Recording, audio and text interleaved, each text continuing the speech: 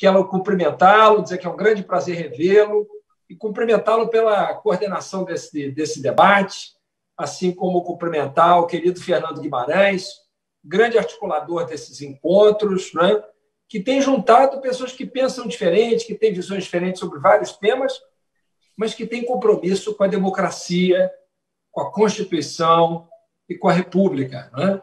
Portanto, eu acho que é uma iniciativa muito saudável e eu participo sempre que posso, com muito prazer, que acho que é um dever cívico participar desses encontros do Direito Já e dialogar.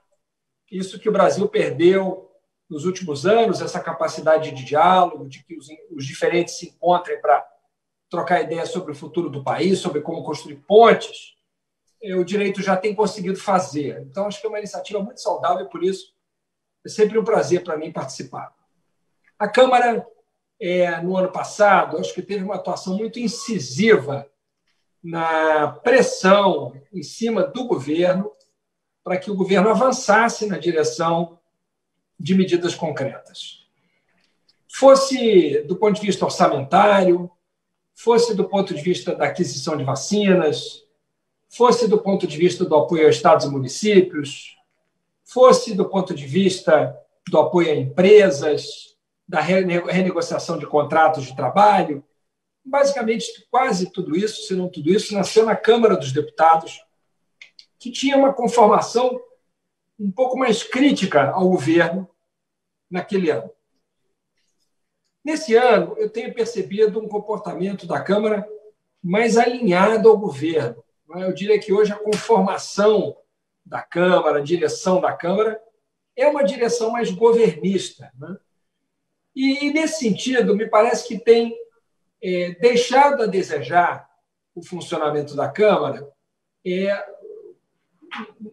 no aspecto da contribuição que poderia dar no sistema de freios e contrapesos, né? Na pressão recíproca que uns poderes, ou institutos, ou organizações podem fazer sobre outros para que o Estado como um todo, o poder público como um todo, funcione melhor. Então, por exemplo, nós não votamos a medida provisória do auxílio emergencial e, sinceramente, não acredito que ela vá ser votada, porque acredito que haja um temor de que, sendo votada, o valor do auxílio fosse aumentado. Então, não colocá-la em votação, que é uma decisão do presidente da Câmara, é um desses sinais assim, de uma atuação mais alinhada com o Palácio do Planalto e que, nesse sentido, me parece que impede que a Câmara cumpra o papel que cumpriu no ano passado de ser um elemento de pressão para o governo fazer, não a vontade da Câmara, mas aquilo que precisaria ser feito para o Brasil.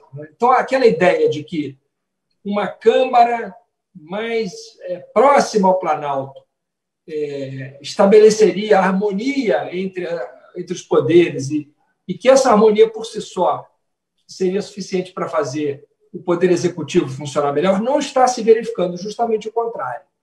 Me parece que a Câmara, atuando como um elemento de pressão sobre o Poder Executivo, estaria a contribuir mais para que o Executivo atuasse de forma melhor do que simplesmente funcionando nesse momento como uma casa de apoio, de sustentação do governo e não de cobrança, de pressão, como temos visto. Só para dar um exemplo de como pode ser diferente, nessa própria gestão, a pressão do Congresso sobre o Executivo obrigou a mudança do chanceler, o que foi um fato muito positivo, né? Então, quando o Poder Legislativo assume o seu papel de fiscalização do Poder Executivo, de cobrança, de pressão, de envio de requerimentos de informações, instalação de comissões parlamentares de inquérito, a coisa muda.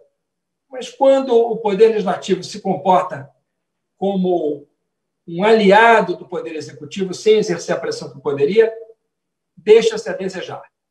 Então, esse é o balanço atual que eu faço da contribuição da Câmara dos Deputados nesta quadra da nossa história, diferenciando fortemente aquilo que ocorreu até o final do ano passado e aquilo que tem ocorrido nesse ano. O Senado, como se vê pela instalação da CPI da Covid, tem dado uma contribuição muito importante, porque a CPI tem obrigado o governo a mudar de comportamento. Já a Câmara, não. Um minuto. E eu termino dizendo o seguinte: a meu ver, isso se deve a uma posição um pouco diferente de alguns partidos na Câmara e no Senado. Por exemplo, eu percebo um PSDB, um MDB, um Cidadania, um Podemos, mais independentes no Senado do que na Câmara. Na Câmara, mais próximos ao governo, esses partidos na Câmara.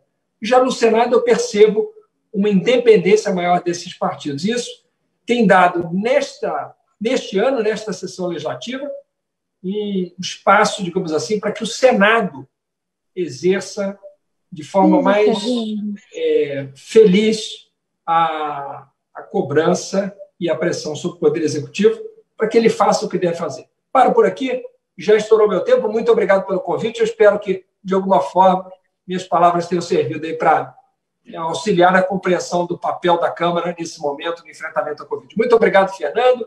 Ministro Jobim, um grande abraço a ambos.